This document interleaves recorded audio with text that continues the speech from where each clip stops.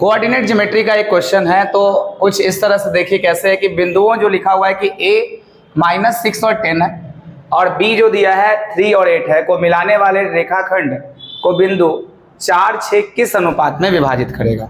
पहले हम स्ट्रक्चर तैयार करते हैं इसका, उसके बाद हम आगे बढ़ेंगे। जैसे मान लिया जाए कि 3 कोऑर्डिनेट दिए हुए हैं, जैसे एक लाइन दिया हुआ है बिंदुओं a और b, तो हम 2 बिंदु लेते हैं यहाँ से।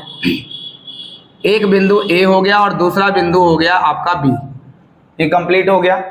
तो एक का हम जो कोऑर्डिनेट दिया हुआ है वो -6 और 10 दिया हुआ है, जबकि दूसरे b का कोऑर्डिनेट जो दिया हुआ है वो 3 और -8 का दिया हुआ है। तो ये 2 कोऑर्डिनेट हैं, यानी कि 3 और -8 का कोऑर्डिनेट है।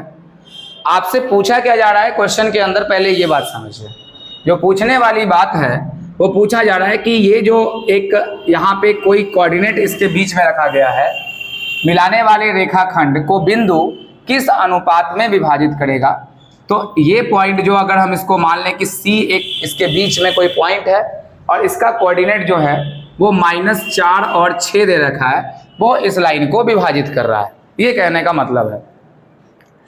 अब कहता है कि किस अनुपात में विभाजित करेगा। तो देखिए आप यहां से यहां तक देखिए कि एक तो ये डिस्टेंस है और दूसरा क्या है, ये डिस्टेंस है, यानी कि इन दोनों को हम लोग बोलते हैं, मान लेते हैं कि m/n में विभाजित करेगा। ठीक है, m/n में विभाजित करेगा। लेकिन हम अपनी आसानी के लिए, क्योंकि mx2 और nx1 अगर मानेंगे तो कैलकुलेशन थोड़ा सा हार्ड हो जाएगा, तो इसके लिए एक थोड़ा सा ट्रिकी तरीके से इसमें दिमाग ये लगाना है कि आप इसको 1 बना लीजिए। जैसे ये क्या है कि m/n है, इसका मतलब आप समझ सकते हैं कि m/n है। तो अगर हम इसको n को इधर लेके आ जाते हैं तो ये m/n अनुपात हो जाता है 1। तो आप इसको एक थोड़ा सा मॉडिफिकेशन के साथ m/n लिख देंगे यहाँ से। तो m/n लिखेंगे तो इधर क्या बचेगा, 1 बचेगा, जो कि हम यहाँ दिखा दिए हैं आपको अनुपात में 1 होगा। एक और काम करना है कि m/n से गुना करना भी खतरनाक हो सकता है, इसलिए m/n को हम कितना मान लेते हैं, लेमडा मान लेते हैं m/n को, यानी कि लेमडा इज इक्वल टू हम मान लेते हैं कितना होगा, m/n होगा। यानी कि ये फाइनली कुछ स्ट्रक्चर कुछ इस तरह का होगा। अगर हम इसको ऐसे बना दें तो ये a बनेगा और ये b बनेगा और ये बन गया -6 10। कहाँ से आया, हर चीज़ की जानकारी है उसमें। तो -4 और 6 दिया है, इसमें दिया है b का तो 3 और -8 का दिया है। कंप्लीट है ये।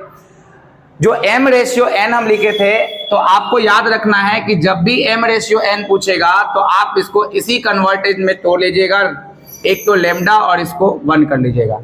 तो अब कहीं ना कहीं ये आसान है। और एक बात याद रखना है, लेमडा का मान m/n होता है, तो हम डायरेक्ट रख देंगे, फिर से वापस वही चीज़ कंप्लीट हो जाएगा। हमसे m/n ही पूछा है। तो सबसे पहले अब हम इसका कोऑर्डिनेट निकालते हैं। जब कोई भी चीज़ इंटरनली डिवाइड कोई करती है लाइन, तो उसके लिए एक फॉर्मूला होता है। तो इसका जो मान है आप देख रहे होंगे कि x कोऑर्डिनेट जब आप निकालते हैं, जैसे कि अगर हम बात कर लें कि x कोऑर्डिनेट इंटरनली डिवीजन पे जब निकालते हैं हम इसको, तो यहाँ पर -c है, तो यहाँ c है। अब इस c पॉइंट में आप देखिए कि इस वाले को m बोलते हैं और इस वाले को n बोलते हैं। देखिएगा सिंपल में गुना कर रहे हैं। पहले हम इसको x1 के साथ गुना करेंगे, तो यहाँ से लेमडा को पहले 3 के साथ गुना करेंगे, तो ये आएगा 3 लेमडा। ठीक है, इसके पिछले वाले वीडियो में इस फॉर्मूला को बताया गया, तो आप वहाँ पर जाके देख सकते हैं। तो ये हो गया 3 × लेमडा हो गया, यानी कि m, और इसको बोलते हैं हम x2, तो mx2 यहाँ पर हम लिख दिए हैं।